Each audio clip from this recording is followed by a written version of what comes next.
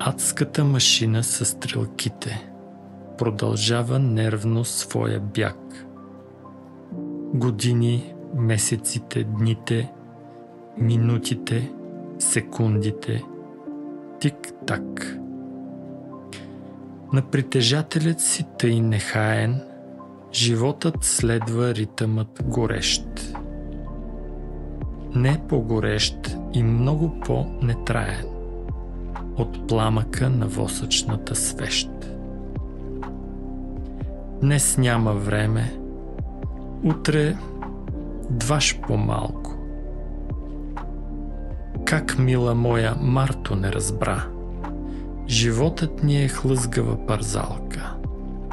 Мария по-добрата част избра.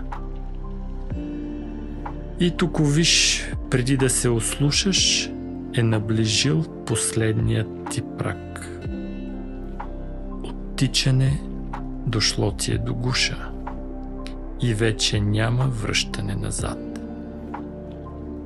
А адската машина със стрелките ще гръмне след последното тик-так. Поглеждаш с забвение мечтите, по-бързо от секундите летят.